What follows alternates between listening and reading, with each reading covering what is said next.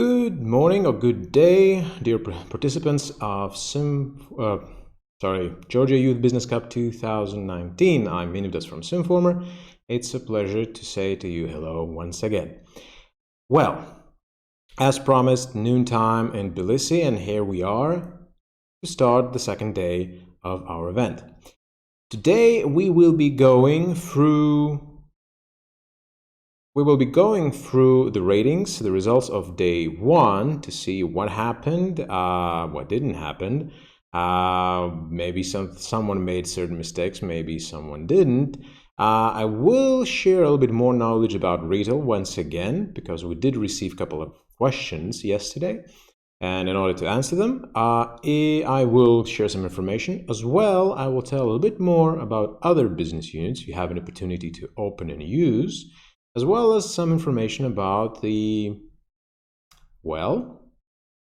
whole world and microeconomical aspect and micro and microeconomical aspects of our simulation. Also, what is important, I'm not sure you have noticed, there is still an opportunity to join our contest, and if your friends are interested, share the link with them, let them register, and they can join us. So first and foremost, let's go and actually start. I want to share a certain thing with you because we had a question yesterday regarding logging in. If someone of you who's watching or will be watching later on is forgot their passwords or simply registered before quite a while ago, I would like to remind you that when you go into lmsinformer.com, right, into this address, you have to not to register here again, but actually go to log in your account and type in the email that you used, and then for registering, and then type in your password. All the participants received the email with a link to the recovery of password, or you can click on the link here in order to recover or change the password. Now, in my case, it's not an email, it's a specific login name. And as I log in, I also wanted to share something with you that, as I mentioned yesterday, the video streams will have always the updated link to the streams. Like the one we're using right now. So the one we're going live, this is the one. This is the video from yesterday, the corrected one, and also some cuts that leads to a specific time where a specific topic is being told about, right? Where everything is going into details. So you don't have to go through the whole video again. If you want to see a specific part, you can click on the link and jump to a specific time within the video, and there you can see and gain some information. Now, what is important next on is that we are going to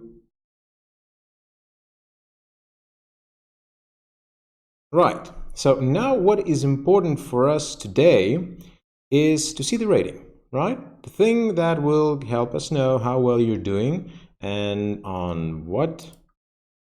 in what place you are currently. So in order to do that, we enter the simulation. I see I did gain some profit, which is great. In order to see the ratings, all we have to do is click on the ratings right here. And here we are. These are the ratings of the first stage of Georgia Youth Business Cup. And as you can see, that is the results of day the rating that was calculated today at 4 a.m. And it takes into consideration results that were achieved yesterday. So I see I managed somehow to break into first place, so don't worry. I think you will push me out pretty fast. I'll help you with that. And now what we can see is that there are some participants that did generate some profit, which is great, and I congratulate you on that. But also, I would like to warn you that you shouldn't be stopping, and you should be really worrying about your chain of the supply of the goods.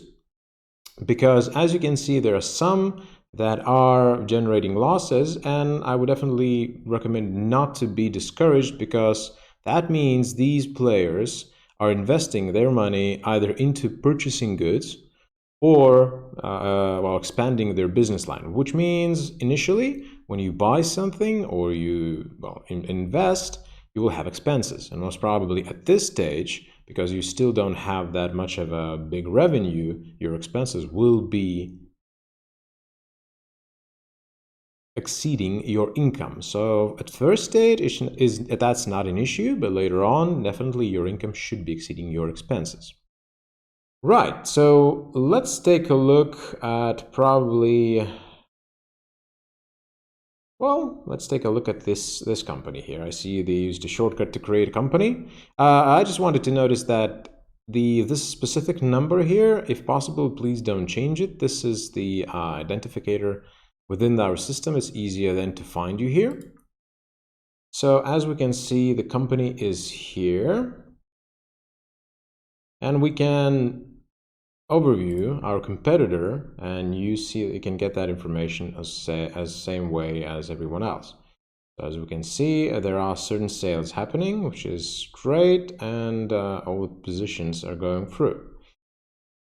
To see more about this is the information that is available for you as a competitor. As a trainer and administrator, I can see a little bit more info, but I guess I'll try to keep that confidential. I will not go into details. Unless, of course, we want to know something a little bit more about the specific participant, that would help others as well. So let's go into the enterprises and let's take a look what we can find here that might help us to know a little bit more about the companies that you succeeded developing and what exactly are you going through here. So as I mentioned before, if you're I see that there's someone who generated quite big a lot of expenses here. Look, it is important to invest into your company to purchase various goods in order then to sell them. So don't overdo it, because eventually if you buy too much, you will lack of cash for operational activities, and then as a result that will generate debts, and if you have debts, that will automatically put you into the state of bankruptcy. So please be careful with how you manage your cash. Your cash, once again, can be seen here in the upper right corner. This is the thing here. This is the one you should be looking for. And it changes automatically live, which means if during this turn, during this virtual week, you will spend the money right off the bat, it will decrease the amount accordingly. So to this day, I would say it is quite obvious that if we want to see any changes in a specific structure of people that are expending that much, we can see that nobody still opened any new. Oh no, actually I stand corrected. We already see that somebody opened a new store in the same country. They started their business and already started selling the production they're producing. That's great. That's a great choice. Just that take into consideration that having more wares increases the chance to sell them. So I would strongly recommend having more products here. If we look at the other participants, how I can see that someone even opened a auto repair shop. That's also a good move, and also another store with some more goods. That's also a good move. And I see they are starting to expand the weaving mill as well.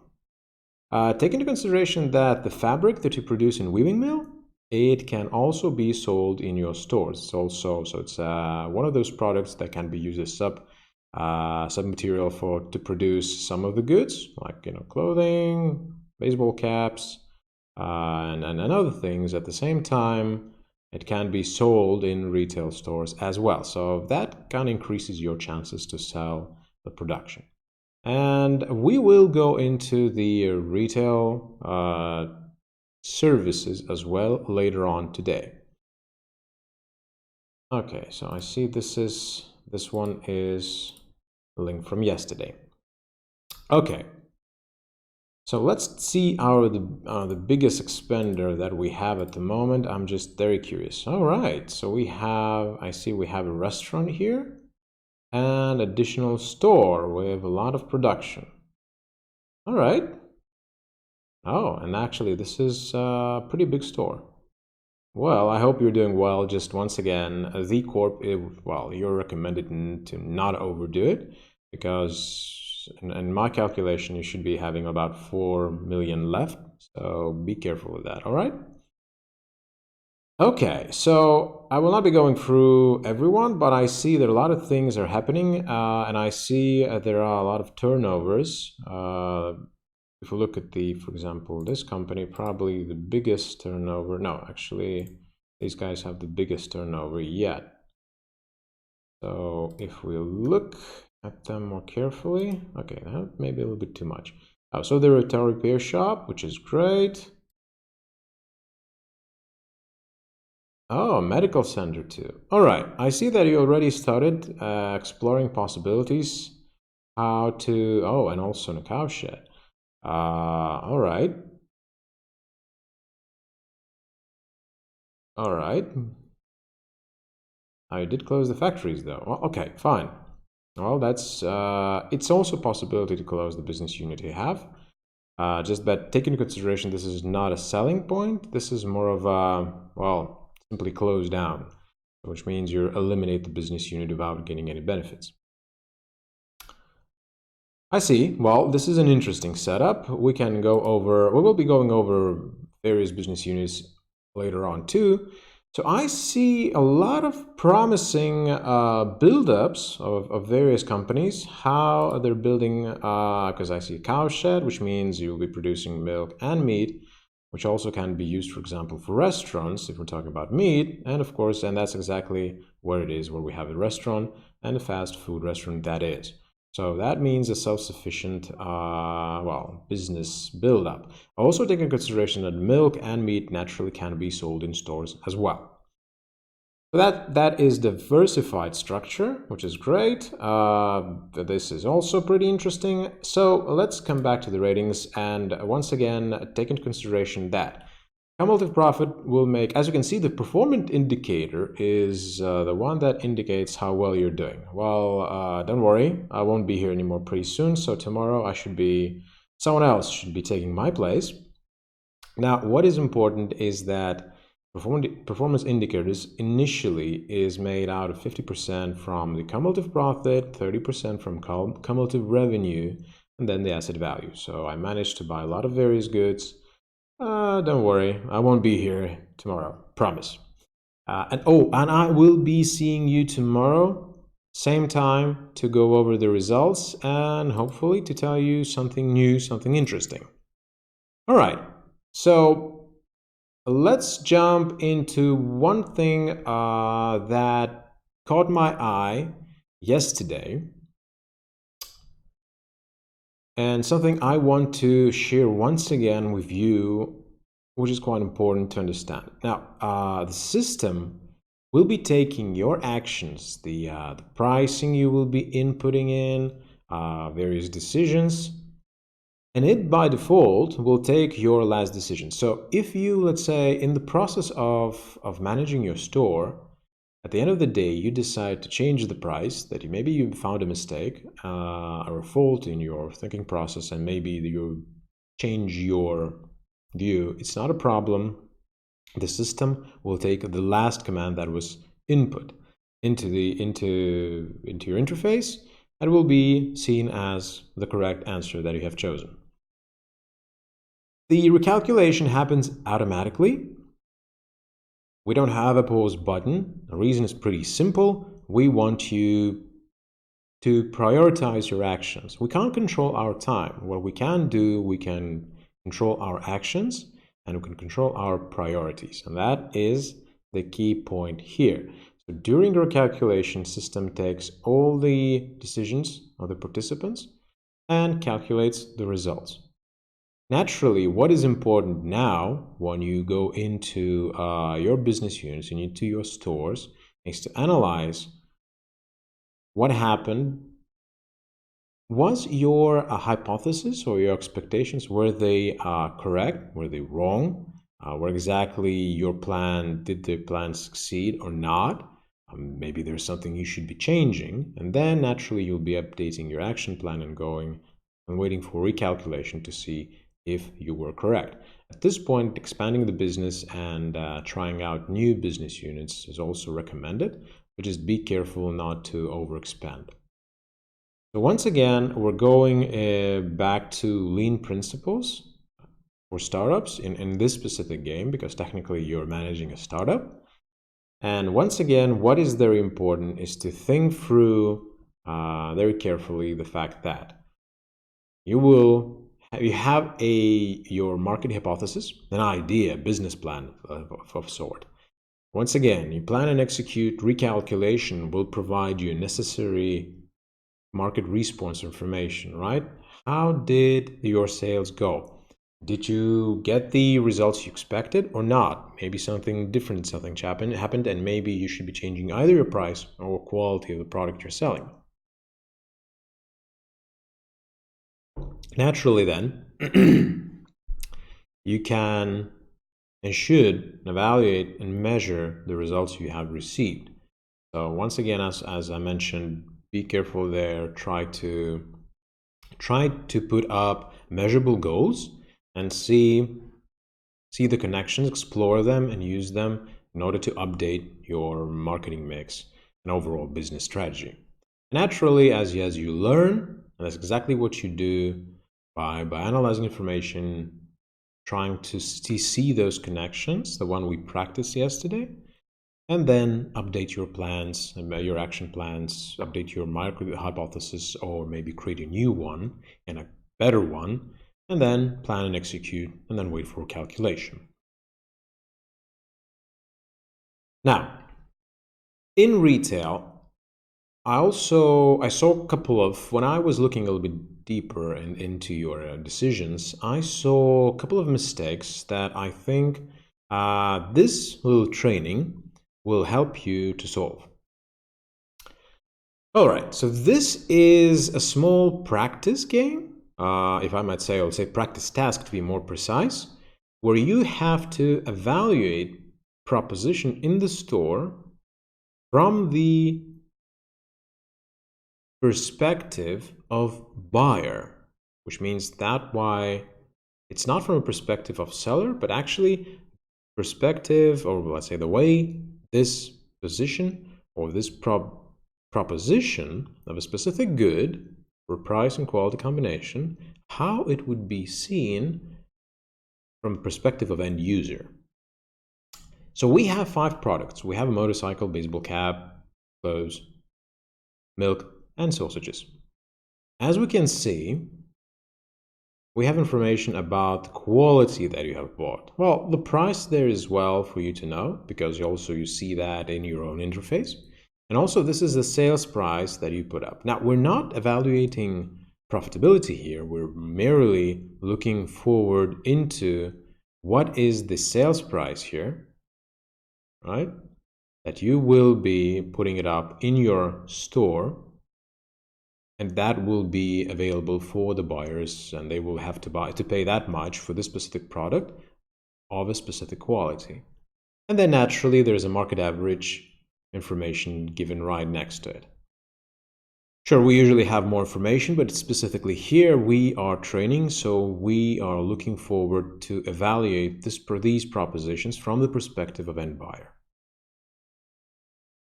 So once again, if you're watching this live, I'll make a little pause, but if you will be watching this later on as a video, I would strongly recommend to go through steps of pausing, taking a sheet of paper and writing down your decisions, and then naturally thinking through your logic why you think that is.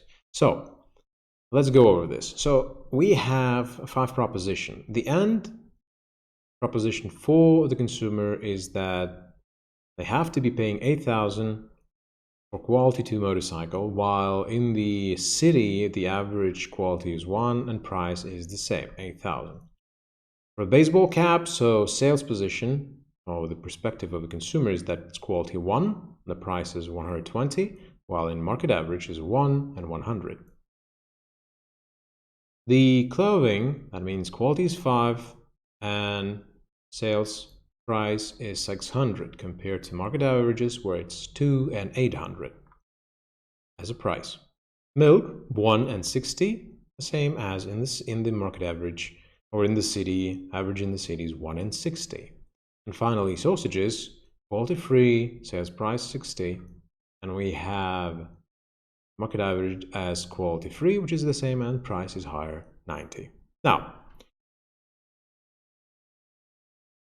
and 3, 2, 1, here we go with the results. Well, I hope for the majority of you this is quite obvious. For those to whom this is not very clear, I'll explain shortly. A couple of things you should be looking into. First of all, if you have higher quality of the product, as explained yesterday, you already have an advantage. And if you have higher or lower or the same price, it's also another indicator which you have to look at. So if we compare your sales proposition with the market averages, we can see that motorcycle has high quality for the same price compared to the city averages where they ask for the same price for quality 1, which means you have an advantage here, and consumers will definitely like that and say, okay, this is a better deal, I'm interested. So this is a good example how you can be entering the market with a higher quality of goods. Another possibility is here when we have baseball caps, the same quality as in the city, and the price is higher. So in this case, yes, the sad face, the consumer definitely will not be interested in purchasing this specific good because there are better deals out there in other stores. The third position, the clothing. Quality is 5, sales price 600 compared to quality 2 and price 800. From both perspectives, both quality and price, this is probably the best deal out of all 5. And well, it's a lower price, quality is higher, definitely double smiley face because you hardly will find a better deal out there in specifically this city.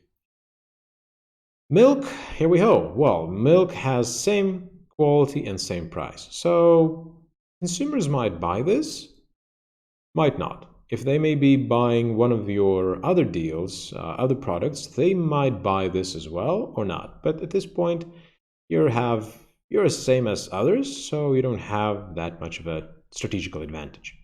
And finally, the sausages where the quality is the same, but the price is noticeably lower, which is once again also a good deal. Why is this so important? If we go into our stores, and we shall look and go to Trade Hall.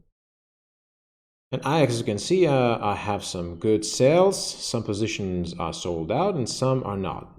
What is important in this specific situation is that depending on what I did sell, like for example, I sold 16 baseball caps for quality 105 and price, and the price is 6,500. Compared to the city average where it's 5,900, it's a pretty decent deal because my quality is 1 compared to city 1. So I have a slight advantage here. And as you can see, I bought 100 units and I received them in stock. So next turn, I should be selling these goods. But the difference is that now, because I had a mixed order yesterday, I have quality 10 and 100 units. Previously, it was 1.05. So in this situation, I should be changing the price that I'm asking for the baseball caps because the quality is noticeably higher than before.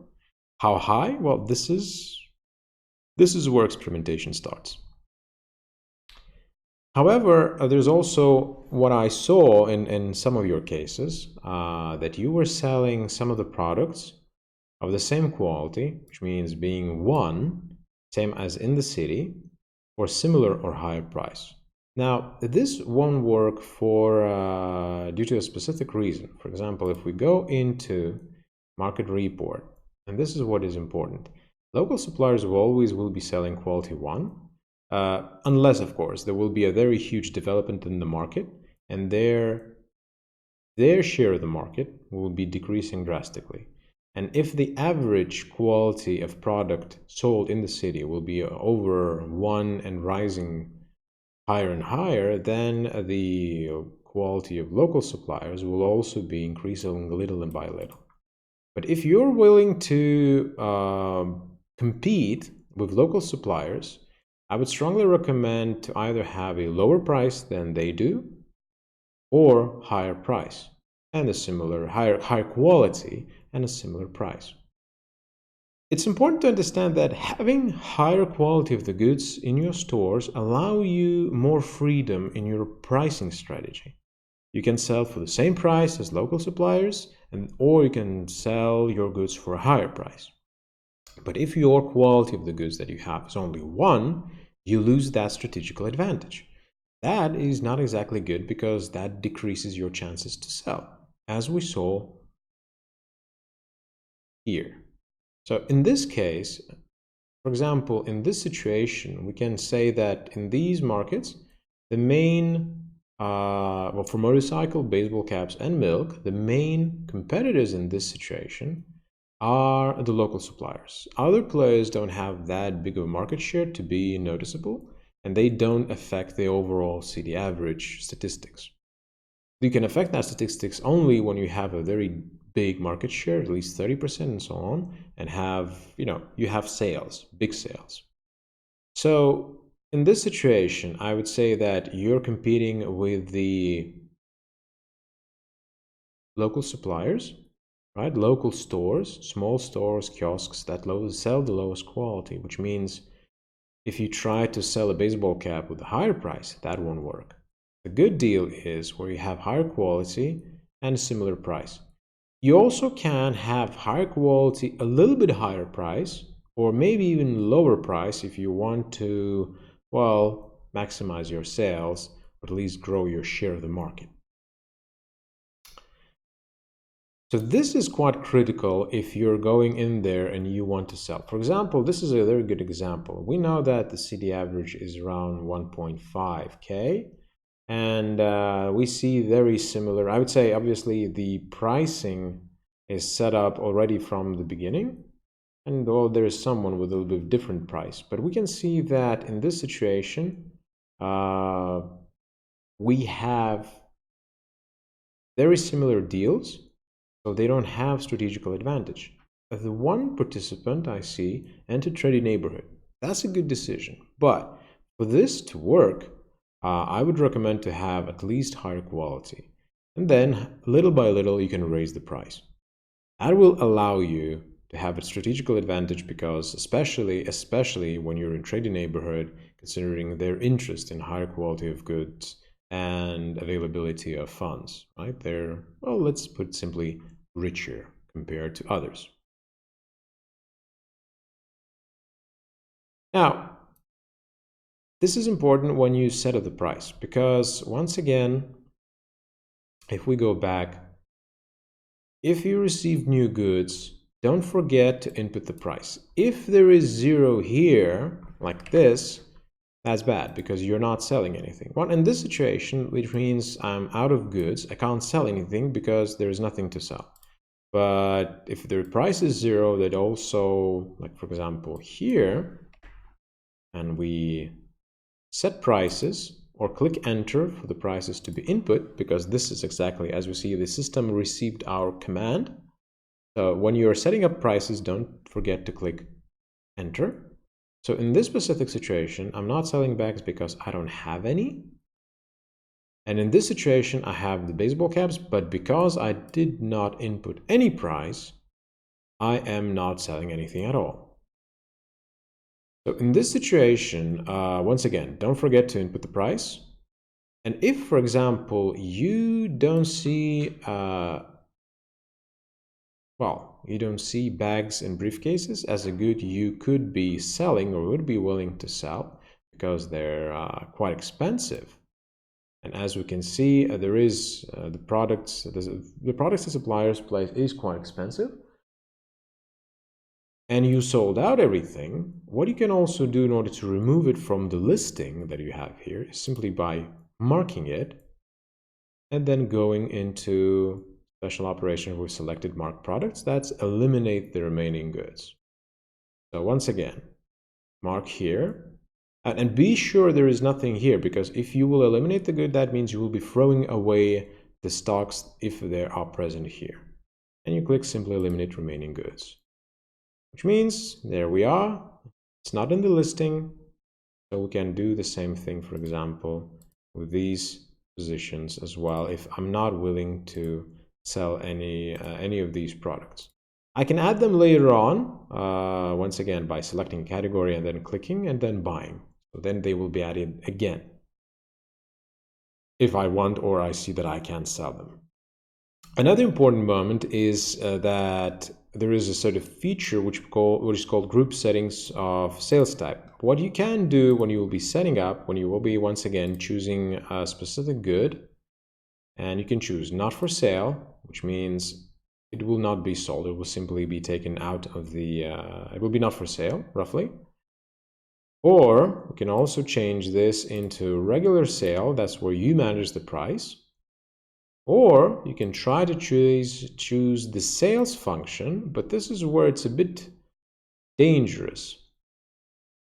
The problem with the sales feature is that it automatically sets up a lower price or a price that would maximize the sales.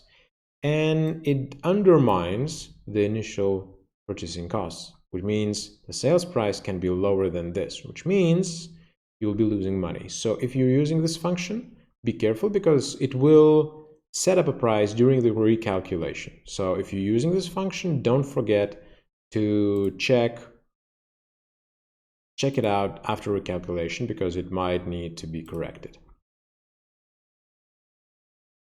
All right, so this is retail. This is something I want to tell you, and we did receive certain questions regarding it. Now, also what is important is that the way you should be tracking the purchases of the goods is that this is what you have in stock. So if, let's say, assumingly I buy new goods and there's goods from previous purchases and then I'm purchasing additional goods, they will all end up in one line, which means the quality will be taken as an average and purchasing price also will be taken as an average, right? So if you had higher quality and bought even higher quality of the goods, the overall average of quality would rise or go down if you purchase goods with lower quality. All right, let's move on with retail tasks. This is something I wanted to remind you because these tasks are pretty active every week, every virtual week, every day, because first and foremost, you always have to analyze the products you have in your store. You have to see how the market is reacting to your sales proposition. Is it working or not? So once again, maybe you should be updating your product mix. If it works, great, then you have to buy more in order to sell more. And then once again, set either new goals or see have you achieved your sales goals or not and why. Maybe something should be changed. Maybe quality should be changed. Maybe you should be going over price. As we saw previously, there can be competitors, 5 or 6 or even more competitors in the same city. So they can be in the same district with similar proposition. They can be in a different district with a different proposition, and you have to be competitive here. Not even forgetting the local suppliers as well. The place, once again, if you just started and you haven't invested into advertising heavily, and there's a lot of competition, maybe changing a district could be a good idea.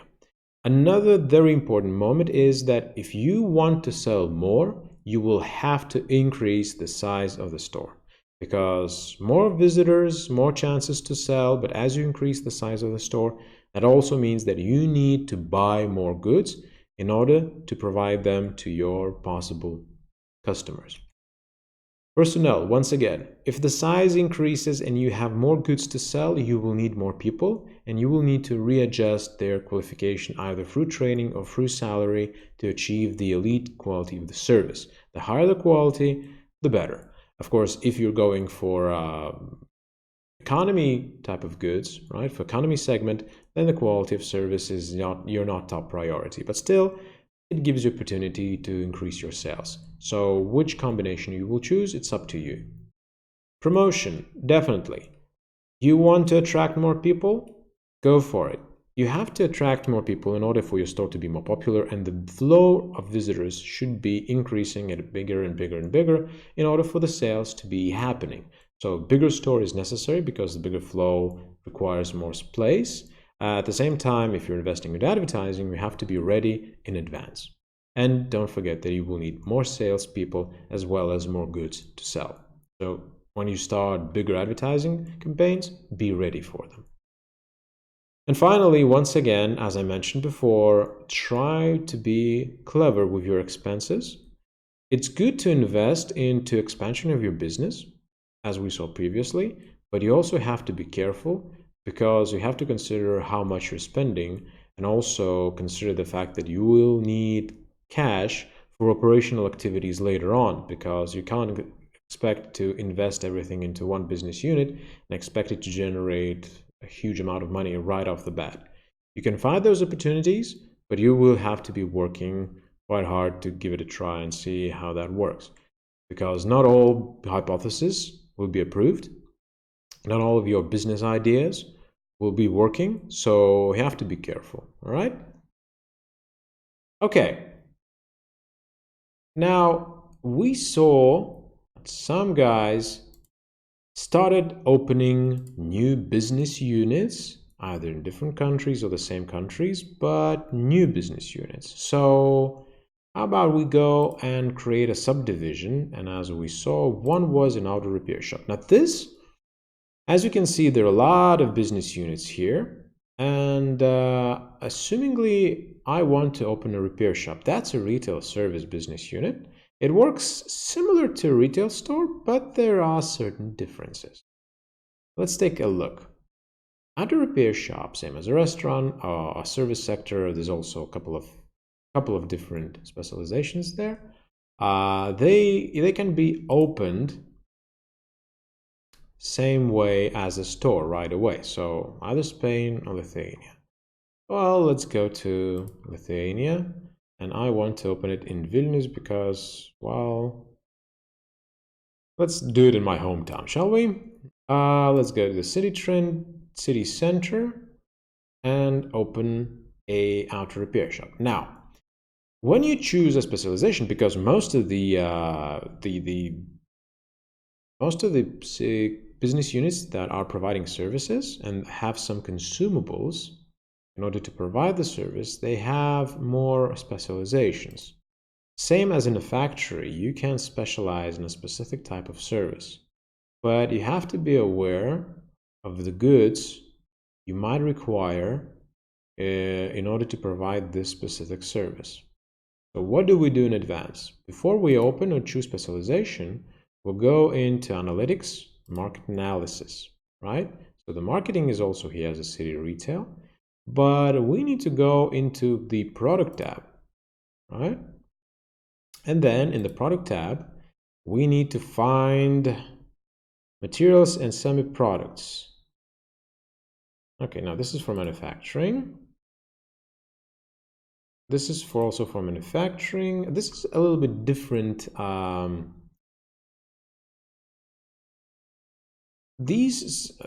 as you can see, the listing here and city retail is a little bit different because the way products are listed here are for the stores, right?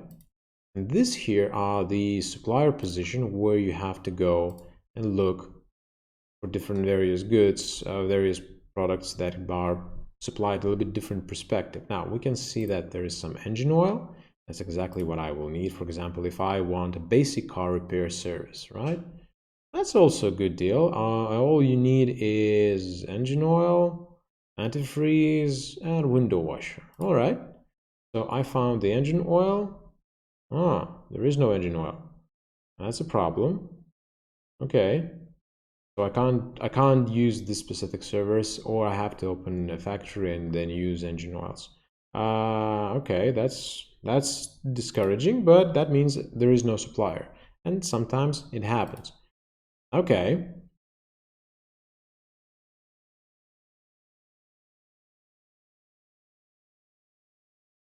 So we can open then car parts, also nothing. Uh-huh. Let's see, maybe we can find something through the store. It's also a possibility to go into the store, see automotive goods, and check, do we see them? Oh, we do have a supplier. All right, so we can see that these are specific independent suppliers that are visible only for you. So these are available only for the participants of this closed group. So in this case, then it's better to check them out here. And we can see that there are available goods as well as available goods, for example, here with the engine oil is great. Then we can check on the window washer. It's also here. And how about antifreeze? Also here. Great. So that means I do have a supplier. So let's choose a basic car repair service. What is important in this specific situation that the more consumables you use, the the more rarer the type of the service you are receiving or you are providing. So you have a certain strategical advantage. You have to be, of course, aware that the less consumables you use, the more typical or less unique type of service you're providing. But at this point, let's do it this way. I choose the sizes. Well, I choose the smallest one at the moment and create a subdivision. So there we are. I rented the premises. This is great. I still don't have any equipment. As you can see, I have the area is 500 square meters. I can have equipment quantity. I can have maximum 5, and I still yet need to hire employees and also still yet to set up a price. Specialization can be changed later on as well, but that means we'll need to buy different consumables. And also we can see that with this specific size, there is a certain set of maximum sales I can provide. That means this is the maximum number of clients I can service during 1 week. So the more parts are involved, the smaller is the amount of clients I can service, which means, well, the higher should be the price. All right. In order to see the market, maybe we would know what kind of price we could set up. And specifically here, I can see that there's only Bodyworks in the moment. So there's no simple auto repair shop in Vilnius. So there's one company that is providing Bodyworks, that's tuning to a certain extent, and they ask for a pretty decent price here. So if I choose to sell simple goods, to provide a simple service, maybe, well, let's do it this way. Let's buy the consumables in a supply tab. As you can see, one consumable per client is needed, and I need a whole set in order to service one client. If I'm lacking at least one of the goods, I won't be able to provide this service. So we go to supply tab and try to order them. How about I try to do this? I'll order 200 and 200. So I should be receiving 400. The quality should be free. Now let's do the same thing with the antifreeze.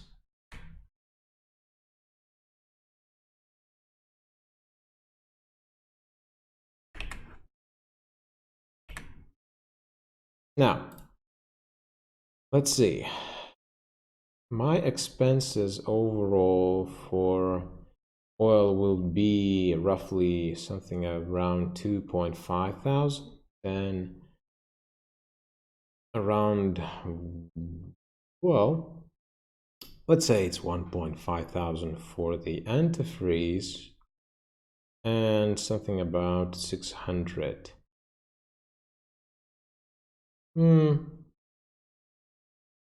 So I should be, the main idea is to calculate your expenses, at least roughly, how much you will be expending, well, how many expenses you will have regarding using the consumables. Also, the equipment and personnel expenses, because there will be wear and tear, and also you'll be paying wages. So in this case, maybe going for, as we saw, the body works are quite expensive, so it's around 150,000. So maybe going for 20,000 is a good idea. I will be buying equipment and hiring people tomorrow, because right now it's not good, because well, I will receive the consumables only next week virtual. So that means tomorrow. As you can see, I have an order, but the production will be after a calculation. So it will arrive after a calculation. And at this point, what is important is that then we can purchase equipment and we can hire employees, because they will be arriving during the same virtual week. And also the advertising should be done when we are ready to provide the service. So once again, same as in a store. The essential difference here is that all the visitors, they're automatically our clients. So your visitor in a retail service type of business unit is automatically your client. So advertising is quite essential here, because depending on your ability to attract visitors, that means you have to be directly ready to service those visitors that are coming to your store, to your service, well, to your auto repair shop. So take that in consideration, because this is quite a big difference. So every visitor is already a client. If you're losing a visitor and you're not being able to service him or her, that means you're losing. So that is the essential difference. So there we go. That's the thing. The medical center is another type of the business unit. The difference is with the medical center that medical centers, they don't take specific location. They don't take any districts.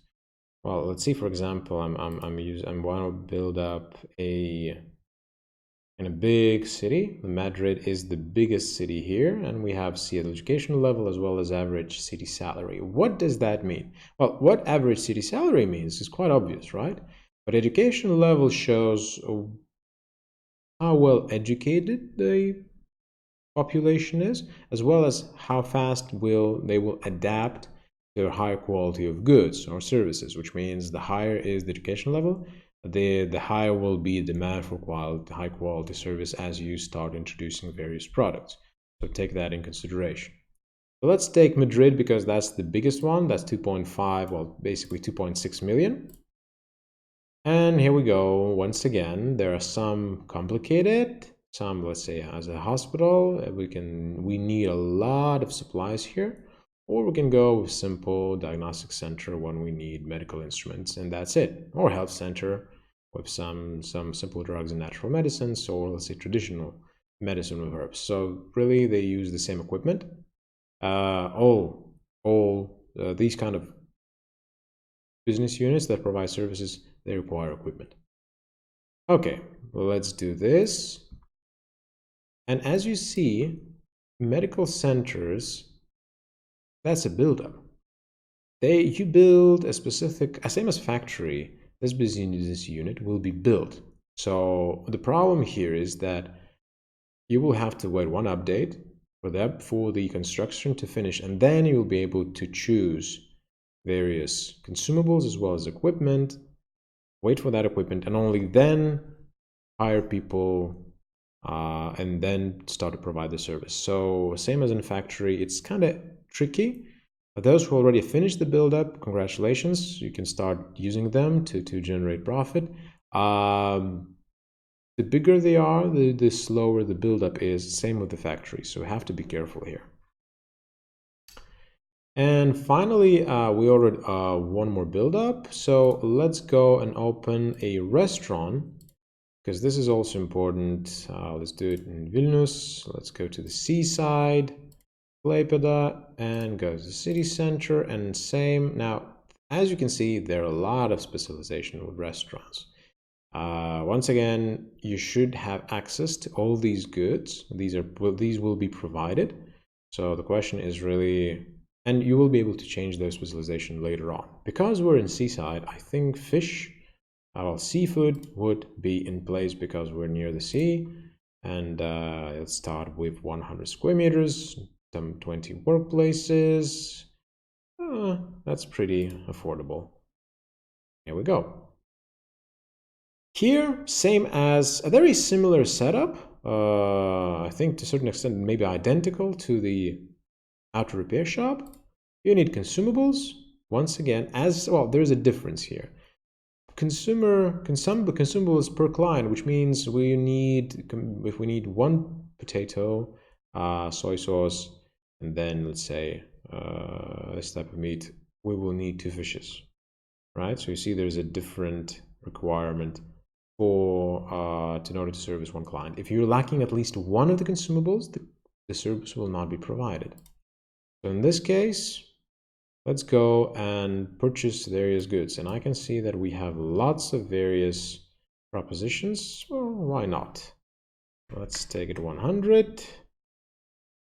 So in some situations, there will be more than enough providers of various goods. Oh, this is a very good deal.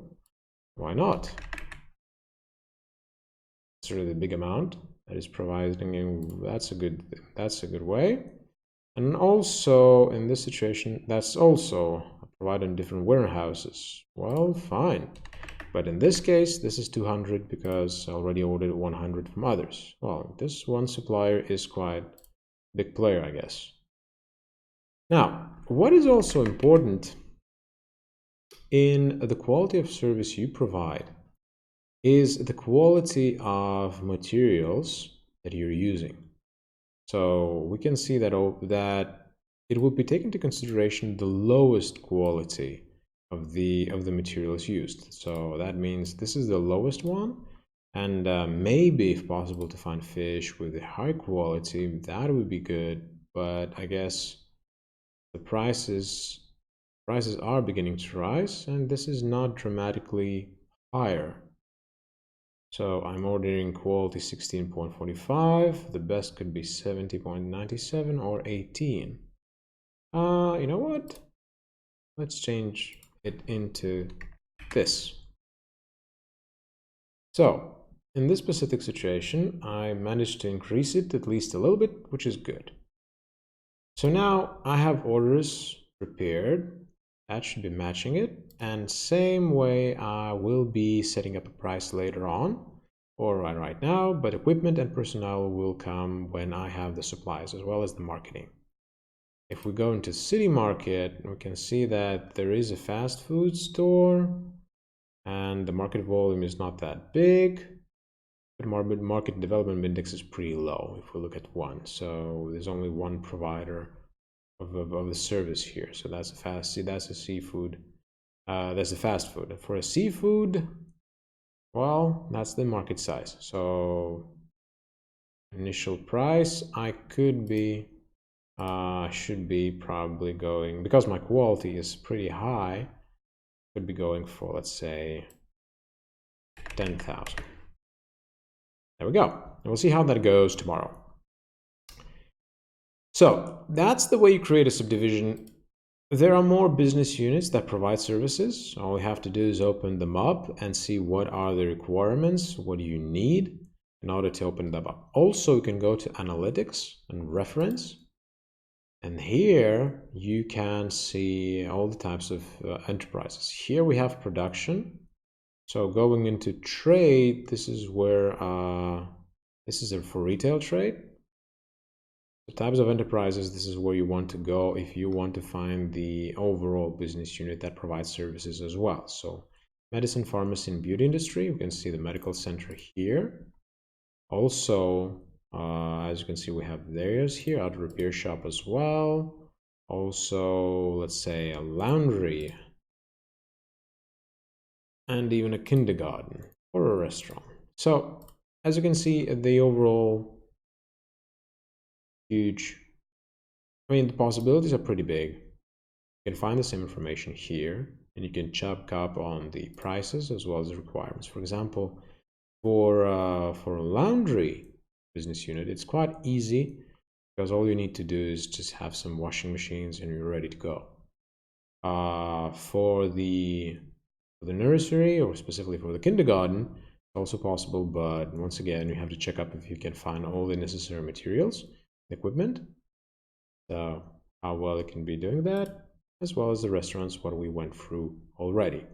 So this is where you can find that info. Once again, analytics, reference. This is what you can use to find some more info. And analytics, you can also find macroeconomics. And this is quite important if you want to open an office in a new country, but you're not pretty much sure where you want to build a new business. So the best probably way is to compare where you already are. For example, in Lithuania, and also in Spain, and maybe something in the middle. Well, let's go to United Kingdom, shall we? So, when we open a new tab and we can click on a list of regions, the country might be divided into a list of regions or not. And we click and we can see the information regarding this specific country. So first of all, the population, then this average city salary, education level, wealth level, as well as an employment rate. So we can see that Kaunas is, well, has zero unemployment rate, which is great, but the problem here that most probably we will have issues finding high quality employees here, right? So, but Vilnius is a pretty good deal because there is some excess workforce here. The wealth level and education level, as well as average city salary. Now, these indicate how wealthy the population is, as well as what is their education level. If we go to Spain, also take in consideration the rate of profit tax, then wherever you show profit, then accordingly you will have to pay a certain percentage. And then let's compare Lithuania to Spain, as we already, what strikes me that we have higher average city salary, but educational level is lower, and wealth level compared to Spain in certain cities is lower, in some cities it's higher, right? Now, sure, this is a virtual world, so there might be some differences between, well, reality and the virtual world, so don't be surprised. What is important is for you to see the opportunities and then use them. And finally, United Kingdom. This is where I'm going in thinking maybe I could do a pretty decent business here. And when I'm choosing a region, what I really am looking for is the amount of big cities, because I have more choices here, as well as population.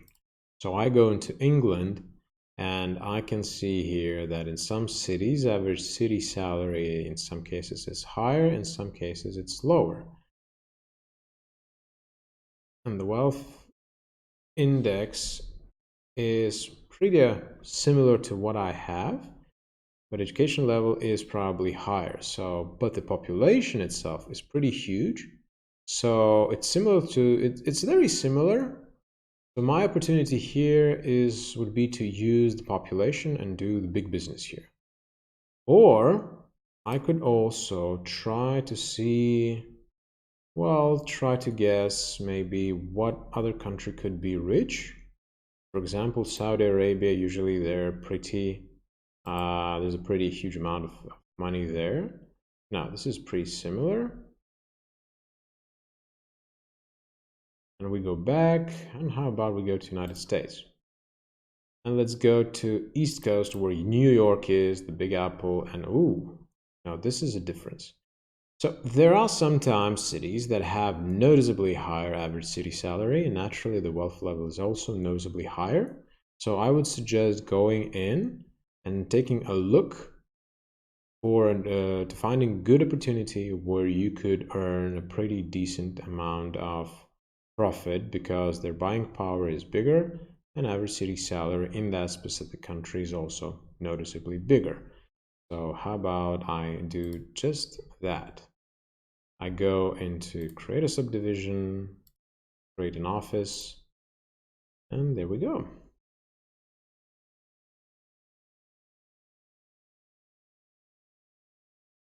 What is also important to know that if you will be importing goods into a specific country, there is also a certain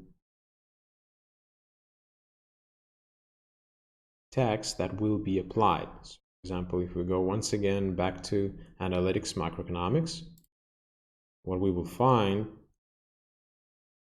there's also rate of profit tax.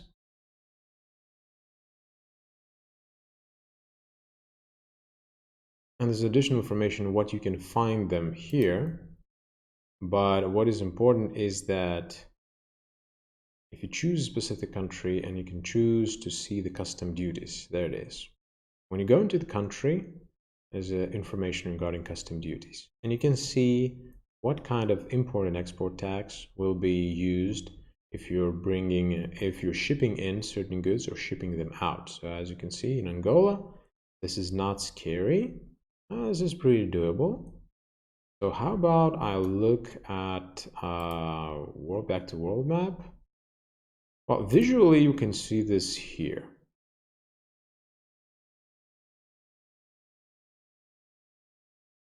All right. How about I jump to United States because there is one specific thing you have to know. Custom duties in this country is a bit higher, right? A couple of percent in Angola. Here, certain goods will have higher custom duties, some lower. So this is something you have to take in consideration as well. All right, so these are the analytics, something you should be looking through in order to know. Now, one more thing which I wanted to tell you before we go into, as we proceed with other topics, is that in every business unit, you have a place for notes. So if you have any specific decisions, we're working together, or you're willing to make some records, this is exactly what you can do. So save changes, and there we go. This info is here, and this is where you can leave your notes, either certain insights or conclusions or guesses how well, and then check if that worked or not. You can also input the date that you made the decision. So the number changes every 7 days. So the next recalculation would be 28th of July of year, whichever age that is, 70. So the same thing is in all the business units. There's the same thing you can find in the restaurant. There's a note tab here somewhere. Oh, there we go. So there can be find some notes. Also, we can see the change name. So all the business units can change their names. You can change the name, and when you're, for example, having a lot of various business units, sometimes the names can help identify them.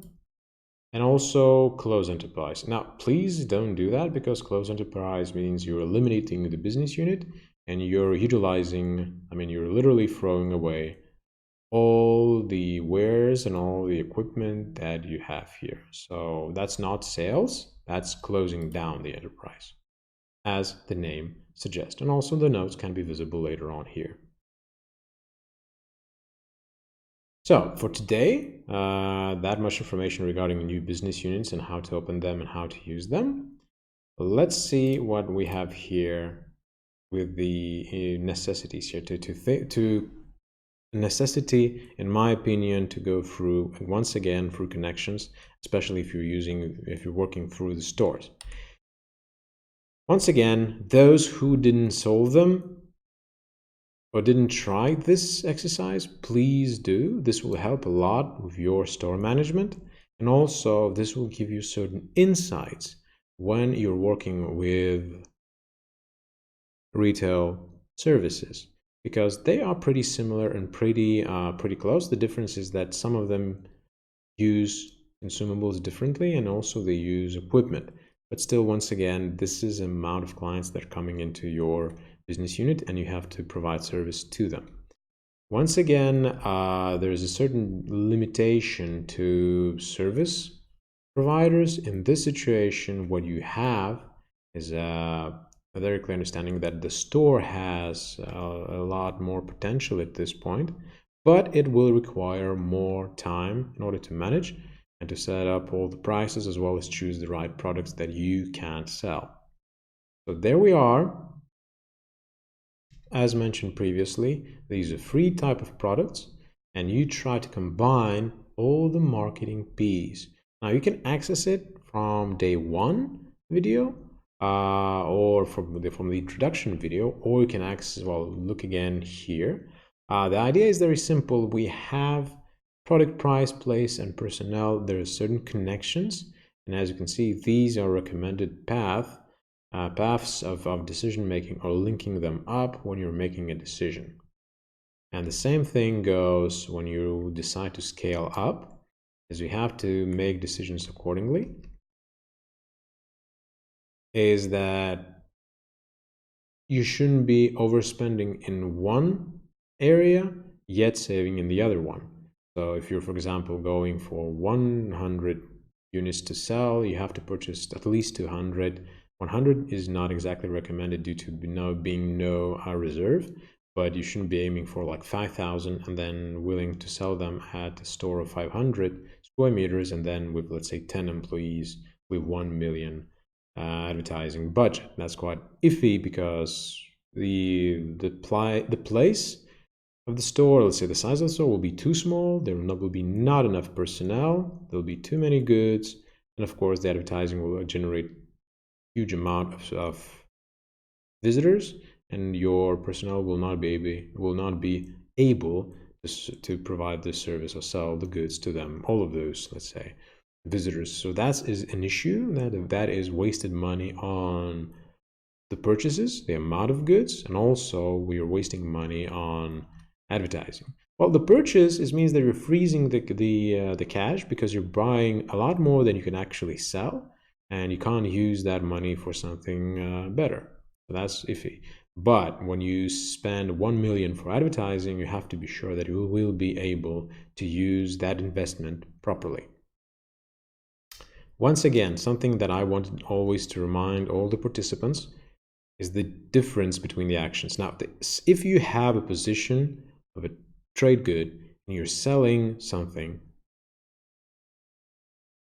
you have to be aware that if those goods that have zero stock at the moment, you have a problem, because you will spend one day to even receive this day will be spent, the closest recalculation will be spent to receive those goods, and then only during next recalculation you will see how much you managed to sell. So this is an issue, because you're losing an opportunity to make sales here and gain profits, or do the revenue as well. So this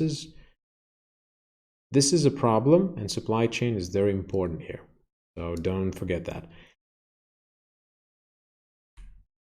And once again, when you have everything, if you have certain results in front of you, this is time to make conclusions, to make insights, to think this whole through.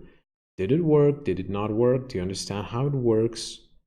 If not, leave a comment in Facebook group or during our live streams, and we can see if there are any questions. Well, no questions at the moment, so I can answer them later on in your Facebook group. And if certain questions are and again repeated, we can answer them during the live stream. But also, it's recommended to go through the previous videos, because the explanation might be there. So if you want to listen it again, and you might find that insight there. If not, leave a question, we'll answer them. Now, what is important is that you have once again to think through what you can do to improve your business, to achieve more sales, to have higher revenues, how to spend less and naturally earn more, because that's exactly what you need. Profit is the main indicator that will provide you a high place within the rating. Now, once again, it is very at this point important to consider the fact that you have a business. You have a free type of business units. I hope we will look into your manufacturing facilities tomorrow, as we will be talking about different manufacturing facilities as well. But in this case, I'm focusing on the retail, trade, and services today in order for you to help you out to start generating more income straight away, because the retail is the fastest moving type of business unit. Manufacturing facilities, they're good, but they're a little bit more slow moving. So at this point, we're going to give you information in order for you to make fast cash, let's put it this way, and then to build up the business structure that will allow you to be more self-sufficient, considering we have more than enough variety of suppliers at your disposal, which that means you have more than enough opportunities to go there and try different business units, different specialization to provide different services and see how much you can earn there. While if you want to be more self-sufficient, naturally then building up your own factories would be a good choice. All right, so I see there are no questions at the moment, but be sure to share the possibilities as well as with your friends. If they want to join, they can still do it. And don't forget that at the end, if you manage to proceed to the second stage of the Georgia Youth Business Cup 2019, you have an opportunity to win a cash prize. So I think that is a pretty good proposition. And the second stage will be happening 30th of September in Tbilisi. So I'll be seeing you there live. So if you think your friends might be interested, share the link with them. They can register and start participating as well. Might be a little bit late, but hey, maybe they will be someone who will be helping you out, or who knows.